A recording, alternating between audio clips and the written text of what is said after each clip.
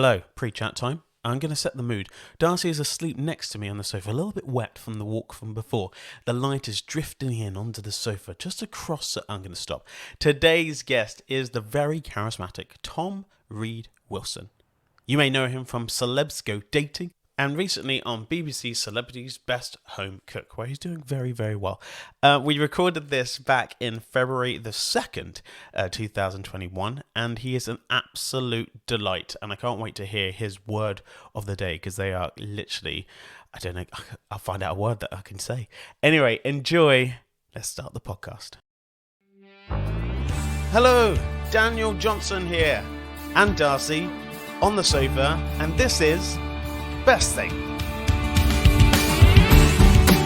A very warm welcome to you, and thank you so much for tuning in again. Yeah, today's guest is a corker. His name is the wonderful, this is his full title, Tom Reed Wilson. And as you may have heard in the pre-chat, he's from Celebs Go Dating. He's just done Celebrities Best Home Cook, which is on the BBC, and he is such a delight. So we'll be finding out all about his best things. Also, we have Adam Harris, yes, the legend, doing his fact checking. Bethia Beats with her brand new music that's going to be played at the end of the podcast, and the boys at Film Bag giving us a rundown on the films we may have missed out on. So I think we should get started. Up next, Adam Harris's fact checking, then interview with Tom Reed Wilson. Enjoy.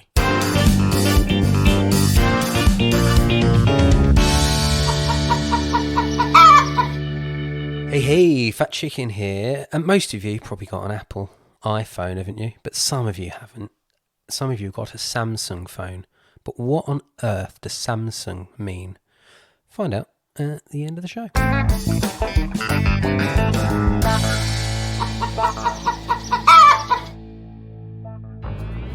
If you're looking for something completely different for a friend's birthday, anniversary, or you just want to wish them good luck in their new job, but I can't do a video, that'd be rubbish, who could I get? Well, you could get loads of people at Memo. Get a personal video message from your favourite celebrity. But who? Well, let me tell you. What about Charlotte Crosby from Geordie Shore? Or Sandra? Or Sandy from Gogglebox? Gabby Allen, Amy Childs, and if they like sport, you can get Matt Letizia, Glenn Hoddle, John Barnes, Paul Ince, and Razor Ruddock. You can even get Carol Baskin. Who's that? She's on Tiger King, of course. Oh, yes. All you have to do is write a message, and you get your video within 7 days. A perfect gift, and the best thing you could do for a friend today. It's that easy. Just go to memo.me. That's memo.me. Why not get a fun celebrity message today?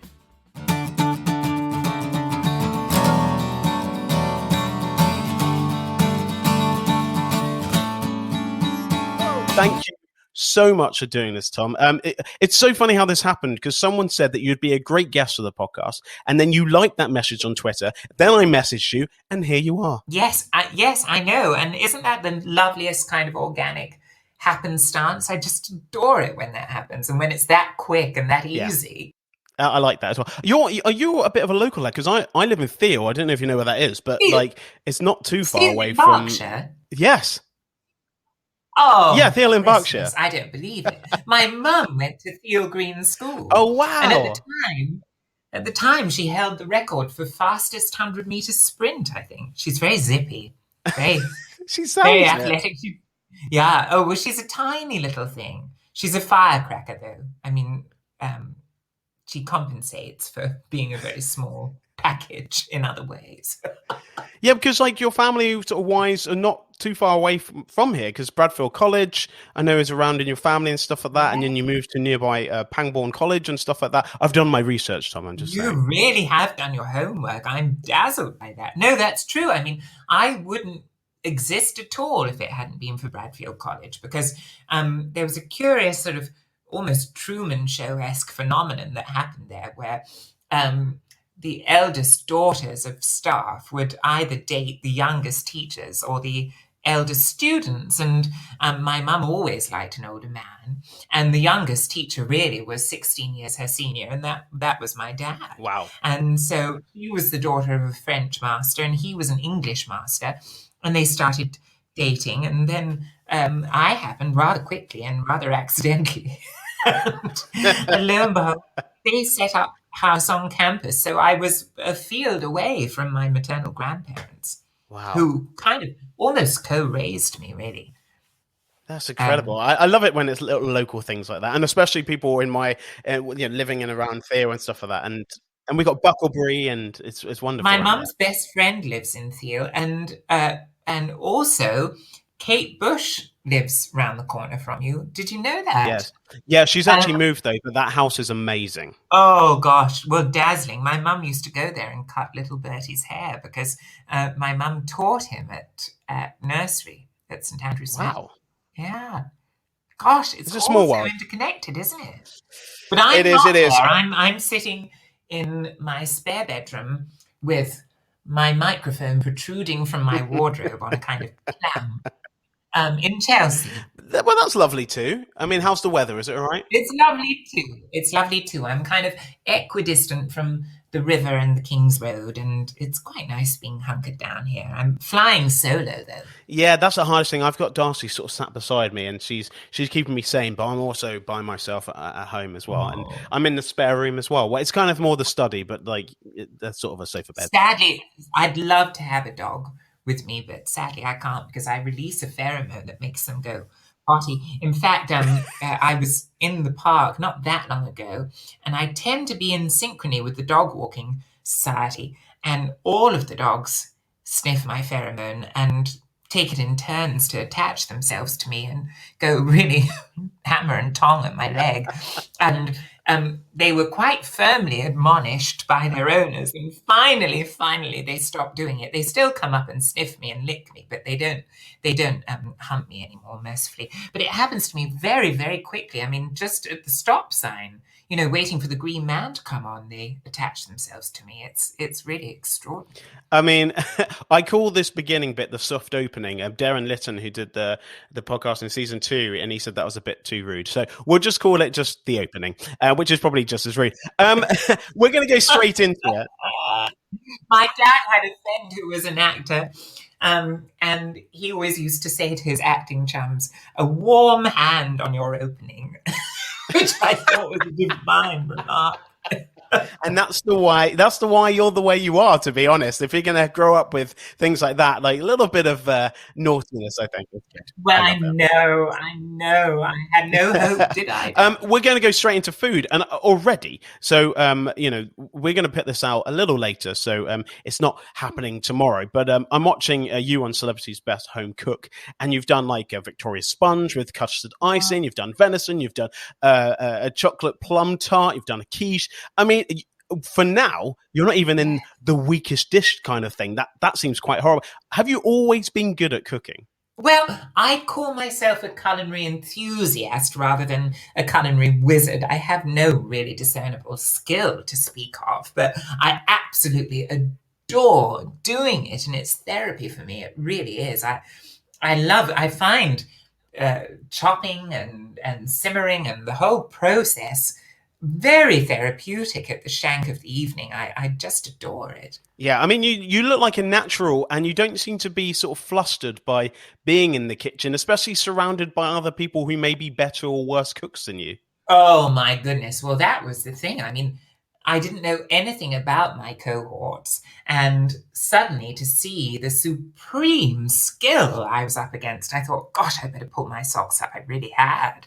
So I was straining every culinary sinew. I mean, it was really, really no mean feat. But the most extraordinary thing about that show was that it was a masterclass, because I thought we'll just posit our dishes before the judges and we'll flex our muscles and they'll say good, bad, or indifferent. But it wasn't like that at all. They gave us these extraordinary nuggets to take home and employ for the rest of our lives, really. Yeah, it's a bit like doing dancing on ice and then coming away and being able to do like dancing backwards and stuff like that, stuff that you could never do. And I guess when you do a cooking show, you really have these things to take away, and you can go, wait a minute, when I've got friends that I'm allowed over and family, I can now cook these wonderful things. Yes, and you're under Dame Mary Berry and then Angela Hartnett, who's a Michelin-starred chef, and Chris Bavin, who knows everything there is to know. I really hope in the final cut they include all his trivia, because he knows everything there is to know about food, including what Yeah, sort of knobs and curious things that protrude and project from foods are called, that you just never knew the word of. Even I, with my lexical ingestion, never heard of. which is incredible. So, okay, so food-wise, what was on your dinner table when you were growing up? What were you eating? What was going on there, and what were you liking? Were you fussy? Well, my granny was a supreme baker, and we were very spoilt with cakes, and it has meant really that my vice to this day is cake, to the extent that my little nephew, who is also my best chum, who is now 5, when he was knee-high to a grasshopper, I used to have him at least one day a week, when he was sort of 10 months old. I used to take him all over London to the Science Museum and the Transport Museum, and he loved the Transport Museum. And very near there is a cake cafe, and it has the most divergent panoply of cakes. And when he was 10 months old, because of my penchant for cakes, his first word, I regret to say, was cake. And I remember taking him there and him being completely agog at this divergent panoply of gateaus and going from one to the next, going, "That's the cake, and that's the cake, and that's the cake, and that's the cake." And we were there for a good 10 to 12 minutes. He was right, though. He was right. 75 cakes going, "And that's cake." And actually, there's a very naughty story about him and cake, but I don't know, how rude can you go on here?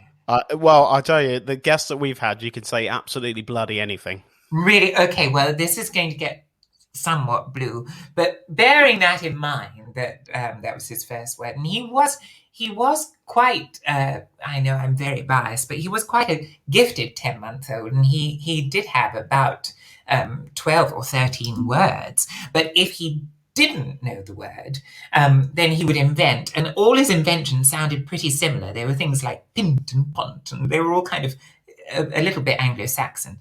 And anyway, he brandished 2 dinosaurs one day and came toddling into the sitting room, and I was looking after him on my own. And I said, "Oh, Artie, you've got your dinosaurs. What sound do they make?" And he went, "Rawr." And I said, "Very good." And I said, "What are they called?" And he looked a bit puzzled, and then he held up the blue one, and he said, "It's a cake." And I said, "Yeah, we'll call him Cake. Why not?" And then I said, "And what about the multicolored one? We've got to give him a name too." And he held that up, and he looked at it for a very long time, and then he went, "It's a cunt." And I just thought, well, I'm not going to acknowledge it at all because it will become cemented then. And so I just completely Of course, yes. brushed over it, completely glossed over it. And he carried on playing with all his farmyard animals and these 2 things. And he kept talking and going, "It's a cake, it's a cunt, it's a cake." And I thought, oh God, when Miranda comes home, she's going to kill me. Yes, and she definitely got it from Uncle. He definitely got it from his uncle, I have to say. Yes, yes. So what would you say, for you, Tom, is the best thing when it comes to food? Oh, I think it probably has to be cake. When all's done. I love a really good, really quite strong coffee cake. I love that. Anything that, you see, the thing is, my palate always wants a suggestion of the other. So if it's sweet, it wants a little bit of tartness or sharpness or power. If it's very creamy, then I want a bit of zest or a bit of piquancy. It's always longing for a hint of the other. So that's why I love things like coffee cake or chocolate cake with a really good dark chocolate to give it that oomph. We're just going to probably say cake, but yeah, coffee cake, chocolate cake, that gives it that kind of that special power. Yeah. So I'm going to say the best thing about food for Tom is cake, not the other C word that your nephew might have said. Yeah. So next up, we're going to talk travel.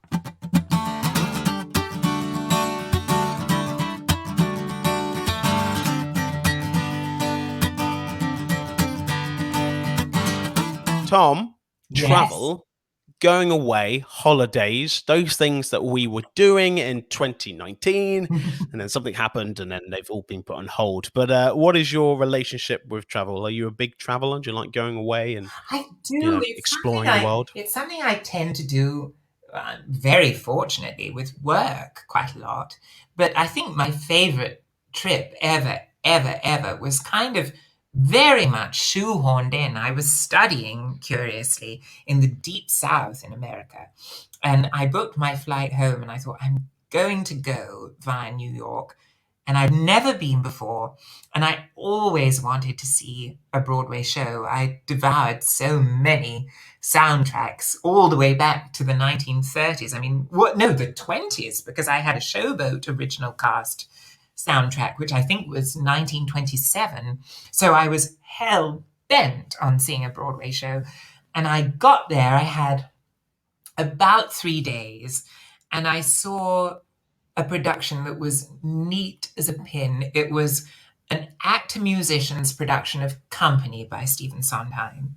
And my abiding memory was that they gave Joanne, who's this real tartar of a lady, I mean, really acerbic and very, very jaded. And I thought, what instrument will they give her? There's very few instruments that are really apropos for that kind of character.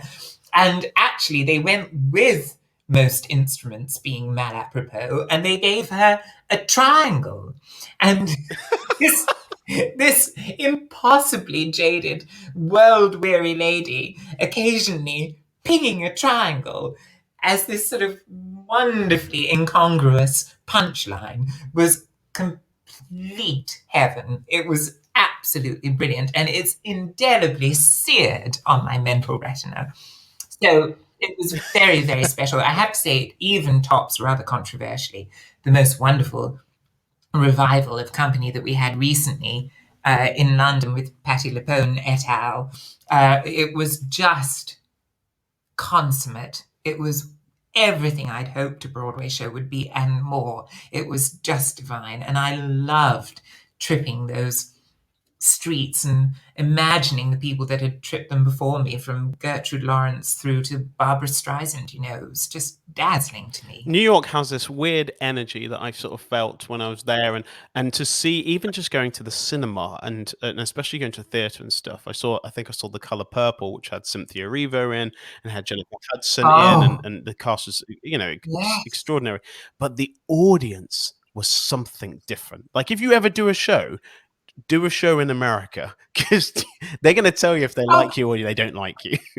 Oh, I know. I mean, just from being a star and being applauded on your entrance. I mean, how amazing is that? You'd feel like Hermes with wings on your heels just from the second you set foot on stage, because they're applauding. It's that wonderfully polite thing of applauding your whole oeuvre, every piece of work that you've done up to that point, not just the performance that night. Whereas I think less so now, but I think typically a British audience is inclined to sit back and say, come on then, show me what you've got. Even if you are a living legend, it's sort of like, well, this is a new piece. Prove it. Prove it. Again, all over again. Yes, yes. Which is why I think people like Judi Dench and Dame Julie Andrews say that they get more nervous with every passing performance, because they're measured against their entire body of work. Whereas when you're a sproglet, you've got nothing to lose. You've got nothing to be measured against. Yeah, that's true. Yeah, it is weird because even, I mean, we're sort of going off topic and that happens all the time, but even just sort of doing any performance, you're only as good as the last performance you did, especially in England. That's what people sort of judge you on. And Americans are very, forthright, and, they like to say how it is. Let's just say that. Yes. Is there anywhere in the world that you haven't been that you would like to go to? Oh, yes. I long to go to Mauritius. Because who doesn't? Because I've got a lot of family heritage there. My I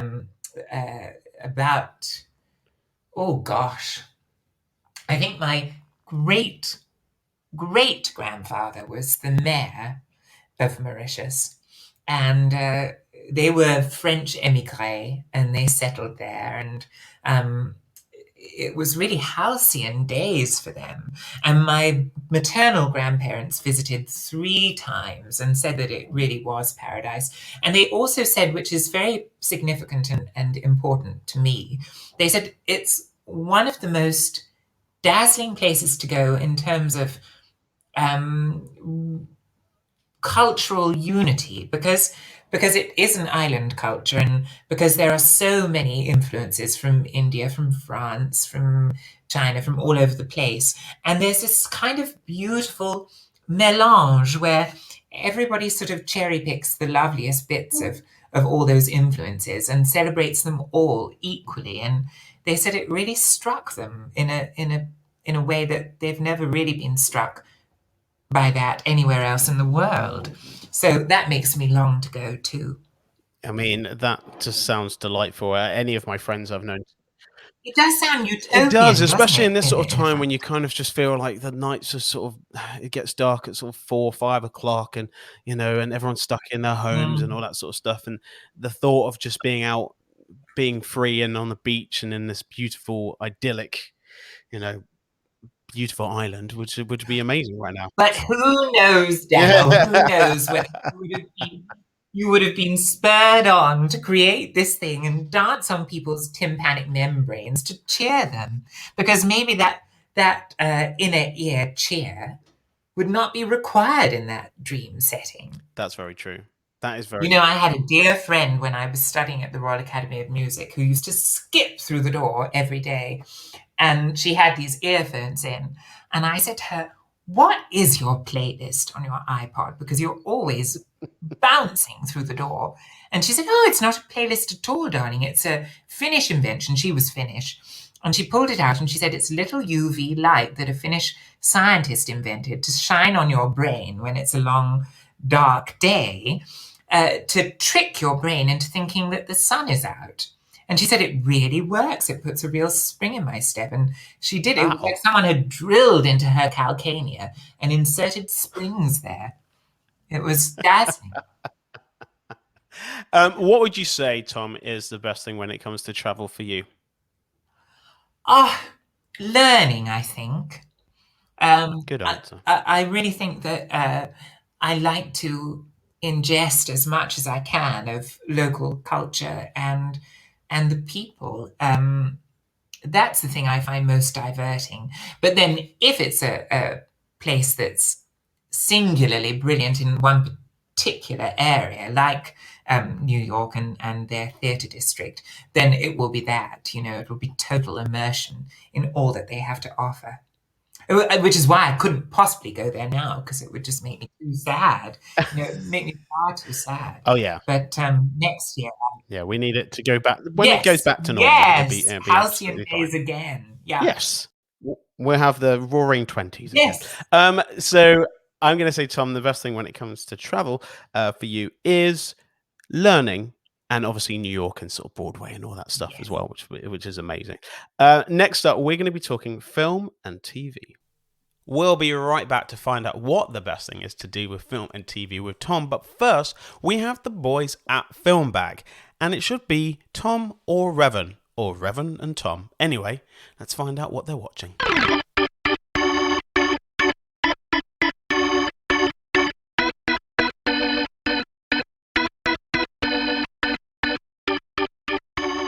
Hey guys, today I'm going to be talking about the film Never, Rarely, Sometimes, Always, directed by Eliza Hittman. It came out in 2020 and was, in my opinion, one of the year's best films. Here's a clip. I didn't see you at school today. I went to the doctor. What's wrong? Girl problems. Don't you ever just wish you were a dude? All the time. This is the most magical sound you will ever hear.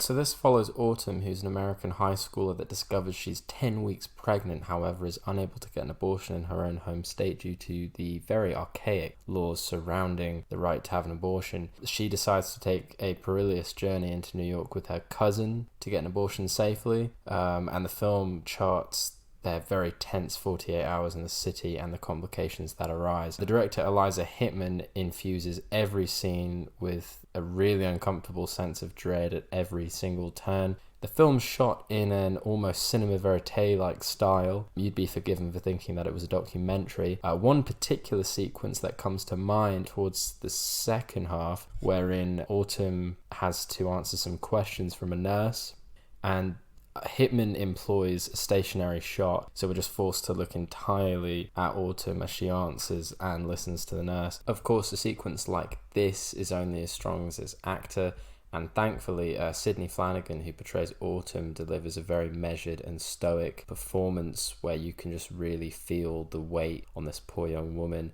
threatening to just tear her down completely, and it's absolutely a mesmerizing performance. There's nothing over the top about this. It's not trying to go for the easy, dramatic expectations of a film like this. Instead, it's portraying the stark and brutal reality of a system that doesn't actually care about supporting women. This is a damning portrait of the Trump administration and the havoc that they have caused young women to face with, not providing any semblance of safe spaces. One of the most difficult films that I've watched recently, but also one of the most rewarding, and I strongly encourage you to check out this one.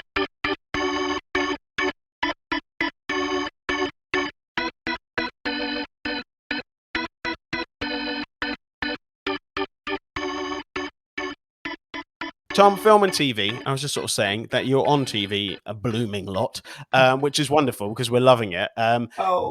What is your affiliation with film? What's your affiliation with TV? What's your go-to normally? Are you more of a TV series or film person? Oh, gosh. Well, I don't like to overwatch television, so I sort of have one episode of a series a day, and then I watch a film in the evening.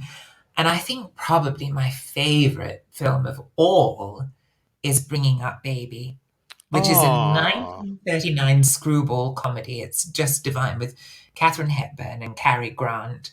And it's one of those fabulous films where even the tiniest actor, I don't mean diminutive, I mean even the tiniest,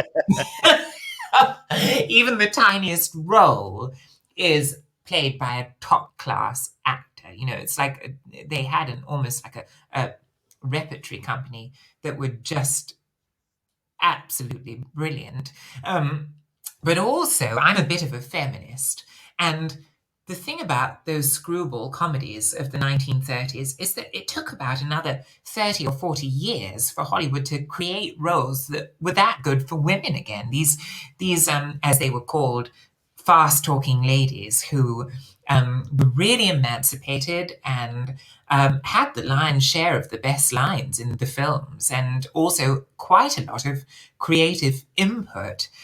And Katharine Hepburn and Barbara Stanwyck and all those people were just glorious in those kind of movies. And I absolutely love Bringing Up Baby. I think it was the apotheosis of that kind of movie at the end of the 30s. I think it was 39. That amazing year where The Wizard of Oz came out and Gone with the Wind came out and Bringing Up Baby came out. And oh my goodness, it's one of those years in Hollywood where if you took it away, the whole of cinema would be different. Yes, definitely.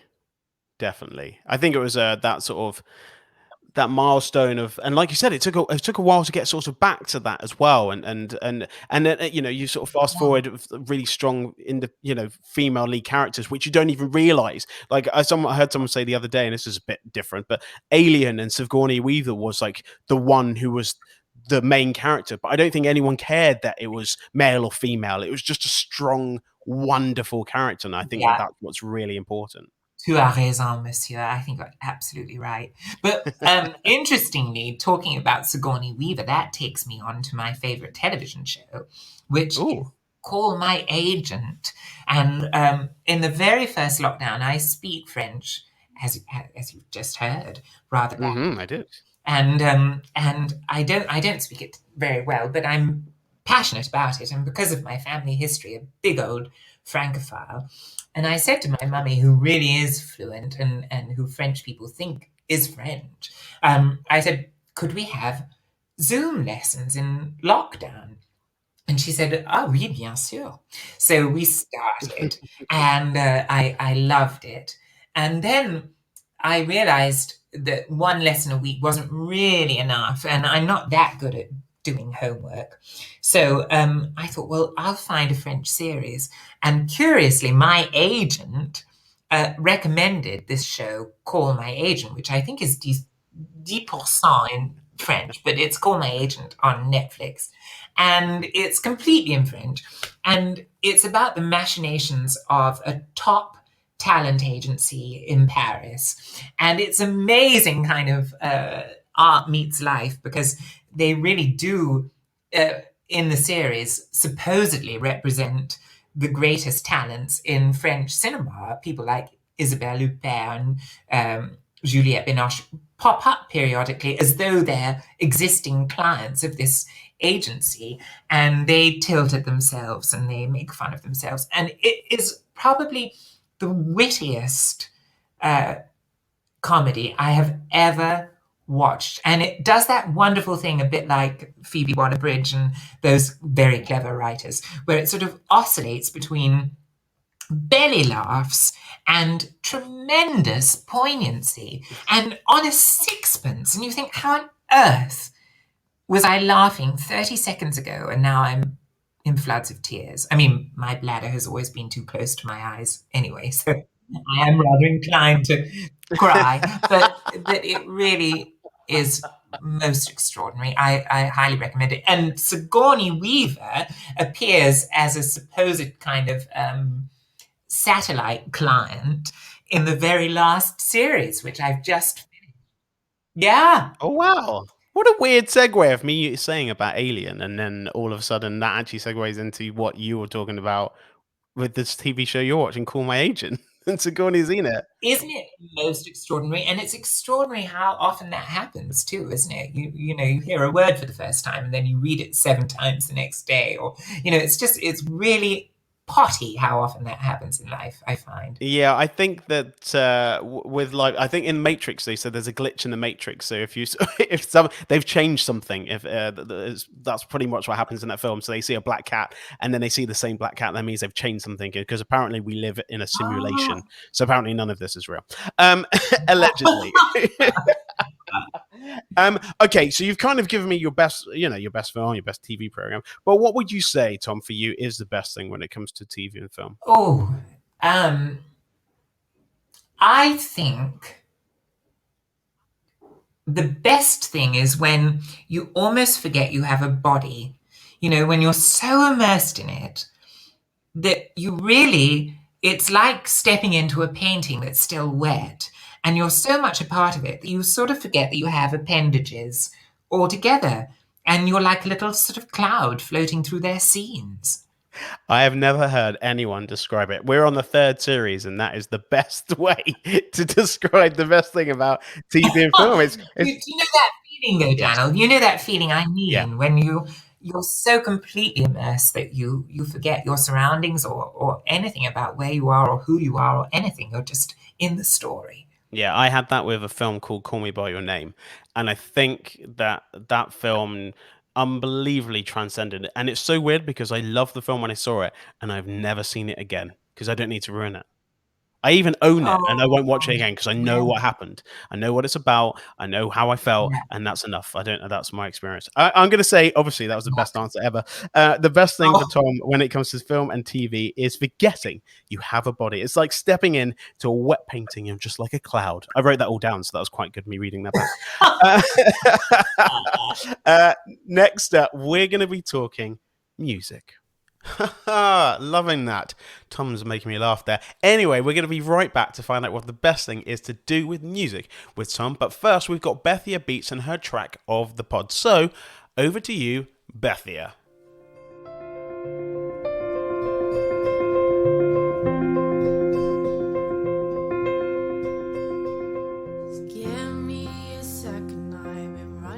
Hi everyone, it's Bethia from Bethia's Beats. My chosen artist for this week is the lovely Sophie Hastings. She's a 25-year-old indie pop artist and songwriter from Reading in the UK. She's influenced by artists such as Taylor Swift, Dermot Kennedy, Mumford & Sons and Ed Sheeran. Sophie found her voice at the age of 6, and at 18 she attended the Academy of Contemporary Music in Guildford for a year to hone her performing arts skills and also learn more about the music industry. She's also self-taught on guitar, piano and even ukulele. Here's a snippet of her song Flying playing in the background right now, but stick around to the end of the podcast where you can hear the full song being played, and you can also find Sophie's social media links and also where to find this amazing song. Thank you so much for listening, and I will see you next time.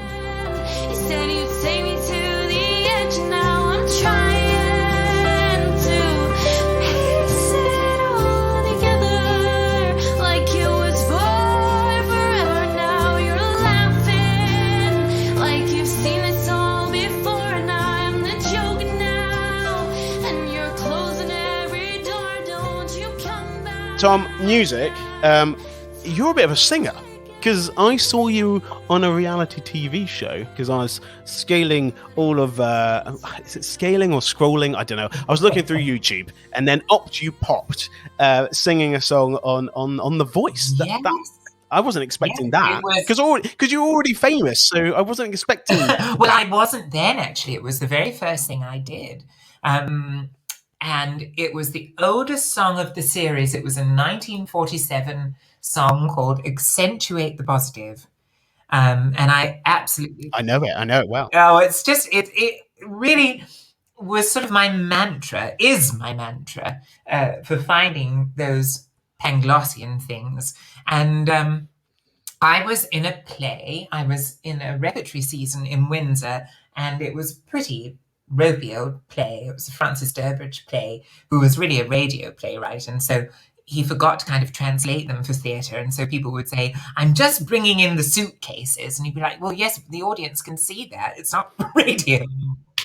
Anyway, it was a murder mystery, and I was supposed to be a suspect and was not very good. And I thought, I must do something. I can't just bumble along like this, living off the smell of an oily rag, as my dad used to say. And so I auditioned for The Voice.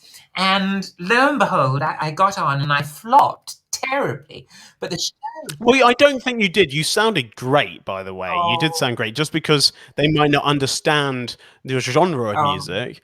You did do really well. That's so dear. That's so dear. But the show itself was extremely generous to me, and they played the whole of my interview and backstory and my exchange with the judges. And it was that, really, because somewhere in a sitting room elsewhere, a lady called Frankie Nicol, who's become a very good friend of mine, was casting Celebs Go Dating and wanted somebody sort of very jolly hockey sticks as a kind of a counter narrative to the more serious romantic narratives that were happening upstairs. And so she thought that I could be that ear, shoulder, bosom. And I was very willing to be an ear and a shoulder and a bosom. And that started clearly. Tom, I think that you may be the most successful, and this is no disrespect to anyone, I think you may be the most successful person on The Voice in the UK. Well, you know... Because who else has gone on to have a TV career and gone on to do work with the BBC and is on Sunday brunch and stuff like that, who's done The Voice? Nearly no one. You might have not got anyone to turn around, but you did get someone to turn around in that audience and offer you a blooming job. So well done to you. Well, thank you very much. I've always felt with The Voice that they have such divergent talents who are such good singers in different fields to popular song, that they should make their USP with their talents more about, did they land a role in a West End play, or did they sing on a film soundtrack, or something like that, rather than kind of commercial success because they have such different voices to the other talent shows, Yeah. you know? Yeah, no, for sure. And I think that I mean, look, you're one of those people, you know what I mean? You were on the show, you sang really, really well. They didn't turn around, you got offered another. Anyway, what are you playing? What is your music taste? Do you have an old, I can imagine that you have like a record, because I'm looking at mine. I can imagine you have a record player, because on my record player, I was Well, and listening to you some. have a trumpet. I can see behind you. You have a trumpet. I You've can't got a lot play of it though. puff.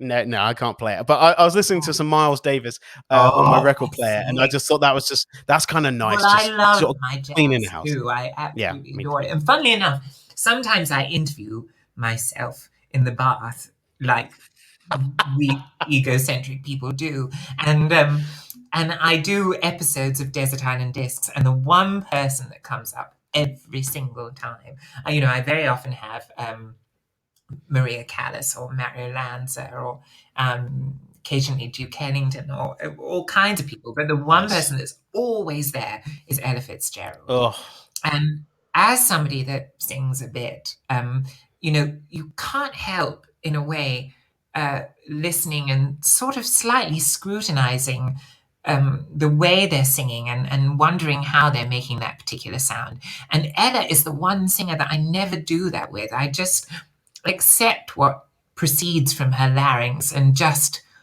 love it and just revel in the pleasure of that sound without ever trying to analyze it.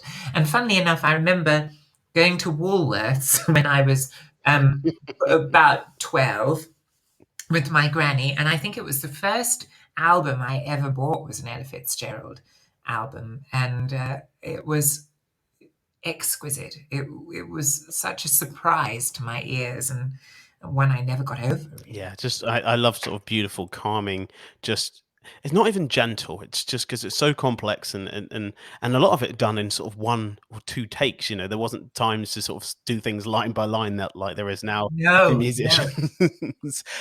No. Yeah.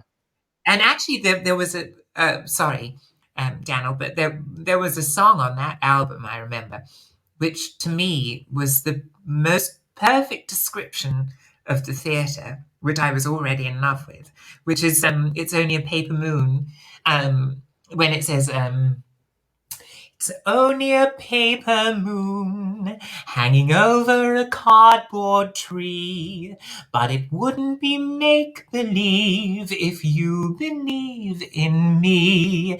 And the notion that as long as you can suspend your disbelief and believe what the artist is telling you and the story that they're trying to convey, then it doesn't really matter if you see that it's a muslin backdrop or that it's a paper moon or whatever.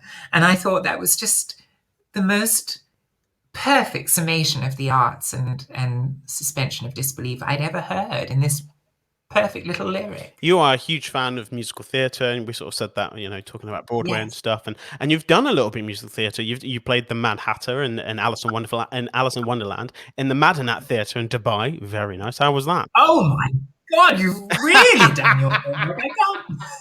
I can't believe it. Where have you found this stuff? I care, man. I care. That's what I'm just saying. You do. I care. You do.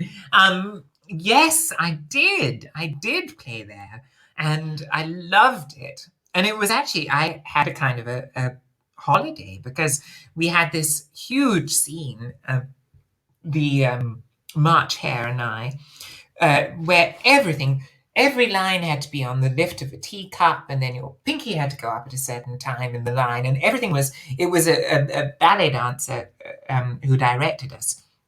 And it was really choreographed, the whole thing. And at the end of this sort of excruciating week of committing all of that to memory, he said, if you can retain all of that, then you can have the next 2 weeks off.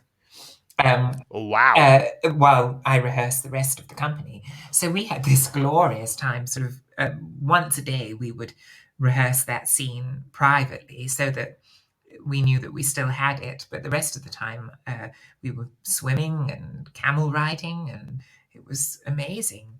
Yeah, I mean, I've been to Dubai a few times, and the Madinat is just beautiful, that sort of area. Anyway, what would you say, Tom, is the best thing when it comes to music for you? I did jazz hands there, which no one can see me, but what is the best thing when it comes to music for you, Tom?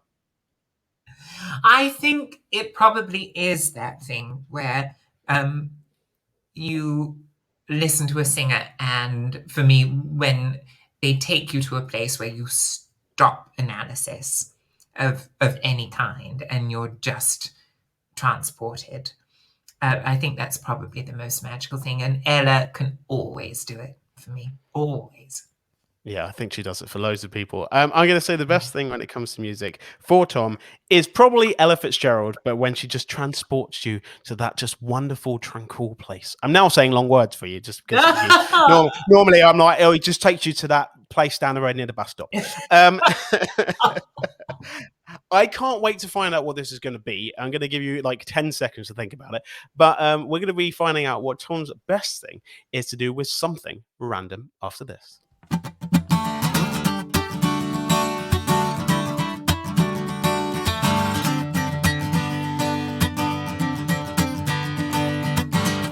Tom, I don't want to spoil it for myself, so I didn't ask. Enjoying your fizzy water there, which is nice. What is the best thing when it comes to something completely random? This is your choice. What are you going to choose? I think it's got to be crosswords, you know. Ooh, that's a good one. I absolutely love them because they make my synapses snap and my grey cells dance.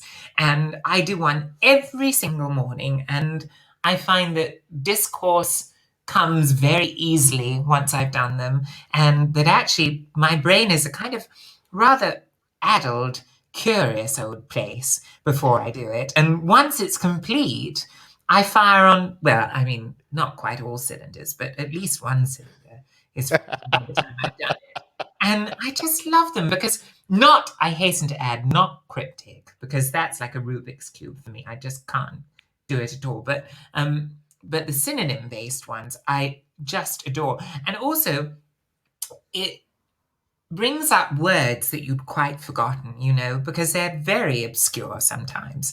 And you think, oh, yes, that's the word. And then you start using it that day.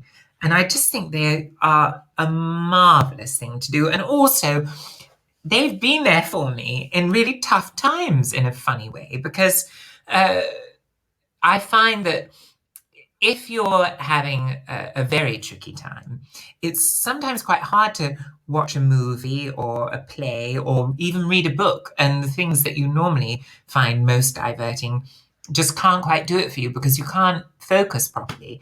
But a crossword will do it because your mind has to enter a particular groove and it's active. And therefore, there's a little bit of escapism there too. It sort of ticks every box. That is amazing. It's so funny when I ask people this question, I never know what's going to come out of their mouths. And now you're going to be one of the ones who go, well, we've had loads of people say this, Greek mythology, crosswords. You're going to be in that category now because it is slightly out there, which is nice because I think especially in this last couple of years, you know, to be, and you are by yourself, you know, and we get to Zoom and stuff and maybe occasionally do a podcast or do a TV show like you're doing, all of them. But it's nice to have that sort of quiet time. It's sort of reading a book, but learning at the same time while trying to figure out something and make your brain work a little bit. Yes. But you know that awful thing where sometimes if you're just a little out of sorts and you try to read a book and you end up reading the same page 7 times, and even on the 7th time it doesn't go in. And when you're having one of those days, a crossword will be your best friend, you know, because it's a different kind of invitation for the brain to be completely involved and alert. And so if you're having a tough time, they're very good, but they're also lovely if you're just sort of having a nice old time, sort of strolling in the park, find a lovely bench and a sunny spot and do the crossword. I always have, I'm wearing it now, but you can't see. When I go for a run in the morning, I wear a kind of a kangaroo pouch or a joey pouch. Oh, yeah, I've seen them. I've been seeing them advertised, actually. You clip it down. They go around your waist, and they're very figure-hugging, so you barely notice they're there. And then you slide your newspaper inside it, and then you can whip it out in the park. The newspaper. Yes, of course, the newspaper. Yes. So I don't really have much to say. Oh, what word-wise? What is a word that you thought that's clever that you've got that into the crossword? Because I think obviously, if you think about the people who make the crosswords, that's a kind of art in itself, isn't it? Like making it all match up. And oh my goodness! Well, let me just look at this one because this one had some funny ones, I'm sure. Oh yes. Here we So go. this was the only one that I couldn't get because I really didn't know this. Oh, what? 10 down, lacking ambition, 9 letters, and it was shiftless. I had never heard that before. No, me neither. Yeah, I thought that was a really curious one, but there it is. There it is. So now I shall use it. I love that. I'm going to say for you, Tom, the best thing when it comes to something random is crosswords. Now, we've got a question that we started in Series 2, and now we linked it over to Series 3. And I think I did actually put it on your sheet, but people look at it and are like, what does that mean? So I'm going to ask you, Tom, and you've got a few seconds to think about it. But what is the best thing about you, Tom? You can answer that in 10 seconds' time. Oh!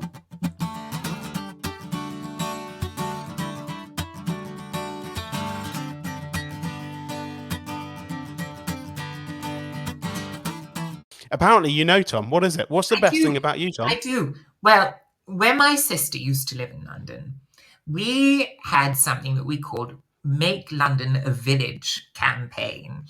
And basically, the essence of it was to be really benevolent and friendly to everyone that one encountered that day, working in the supermarket or your local cafe or whatever, just engaging in discourse and trying to have a sunny disposition, because it is like the kind of real life butterfly effect, because you can change the course of a person's day. And when you engage in it really earnestly, it becomes a kind of superpower in a way. So that's it, I think. I think it's that right approach to quotidian discourse. Of course, everyone's like flicking through their dictionary, like, okay, yep, no, 1 second. I'll be there. I know, what a ridiculous, highfalutin way of saying it. I could just say be cheery. And you are very cheery. And I sort of said this, I wasn't recording, but I was just saying how lovely and cheery that you are. And you are exactly the same as what we see on the TV and our version of you. And you, like I said, you were loved by any of the celebrities that come in, you know, and anyone you kind of meet. And I think, and I wrote this down in my notes, I think that you and Mary should have a spin-off show. Just you and Dame Mary. Just a spin-off show. Sipping tea. Oh, I would adore it. I love that woman. I think it's going to happen. What's coming up next for you? What's going on? What's the plans for 2021? Obviously, you've got Celebs. It's in the mansion now. Celebs Go Dating's in the mansion. Yes, indeed it is. The Queen's horse had a nosebleed in 1950, and she called an equine vet who fixed the nosebleed, and for the rest of his working life, I think, was her vet. And he died in 2016, aged 96. And his son built this faux Georgian property that really looks like something out of Bridgerton. But when you get inside, it's like something out of James Bond, because you press buttons and things shoot out of walls. And that's when you know it's not really Georgian, because it's so contemporary. But yes, I'm doing that. And then Best Home Cook, as you said, which is lovely. I just adore that show and everyone on it. And podcasting again with Tom Reed Wilson Has Words With, which is lovely, because I get to meet some of my real heroes, Jennifer Saunders and Alan Carr and Angela Scanlon, and all kinds of wonderful people, and discuss their dialects and turn of phrase and even words they use in their own homes. I mean, for example, Jennifer Saunders calls a poo the fourth because her grandfather was a Cambridge Don, and they had 3 academic buildings called the first, the second, and the third. And then the fourth was a little outdoor loo. And over time, it became the deposit one would leave in the outdoor loo. I mean, hopefully not permanently. They flash. But then they adopted that in the Saunders household. So it throws up the most extraordinary things sometimes, discoveries I think you couldn't make any other way. I will definitely put all those links into the podcast, and so people can catch up on iPlayer and E4 and all the other channels. Tom, you've been an absolute pleasure, and hopefully we can grab a lovely gin or a cup of tea or sparkling water when everything's gone a little bit back to normal. I would absolutely. Sorry, that was my tummy rumbling. I hope you didn't hear it. I would love. It's 2 o'clock. It's 2 o'clock. That's why. I would love it. I'd love it, and I think Fantastic. you're an absolute darling, and you're a wonderful host. Stop it. Stop No, it. you are. You're warm and affable and everything you want a host to be. And do you know what? My dog's not even moved once. I'm just going to slightly smooth my screen over it. Not still in the same position. Oh. Nothing. Just. Oh, it's because he can't smell the pheromone. Yeah. If this was. Oh yeah. Smell it, Right. Darcy will be right on you. Thank you so much, Tom. You're an absolute pleasure. What an absolute delight Tom Reed Wilson was. Thank you so much for doing that, and check him out. There's always a Celebs Go Dating on, so he'll be on anytime. You can probably get it on E4, and if you miss Celeb Best Home Cook, you can get it on the iPlayer as well. So thank you to him. Thank you to everyone that makes this podcast what it is. So thank you to Adam Harris and his Fat Chicken. You'll be finding out his answer right at the end of this. Thank you to Bethia Beats, and her song Track of the Pod will be played right at the end of the podcast, so listen all the way through. The boys at Filmbag, Tom and Revan. The music in the background is done by Jimmy Lundy, Tom Baxter, and myself, and the artwork is by JMD. Up next is Adam Harris's answer, and then followed by Bethia Beats' Track of the Pod. We'll be seeing you next time. I don't know why I say that, because it's a podcast. Well, you'll hear from me. See ya. Bye.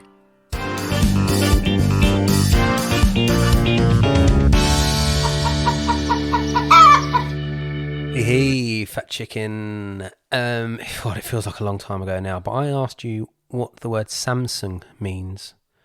As in Samsung, as in your TV, as in your phone. Samsung.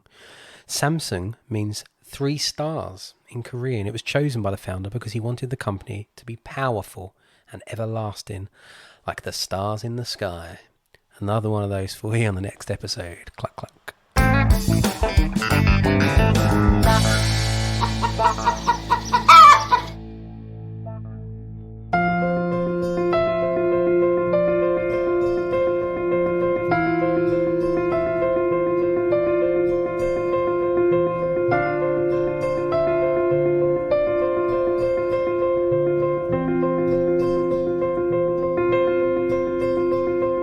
Give me a second, I've been running around in circles just to catch my thoughts.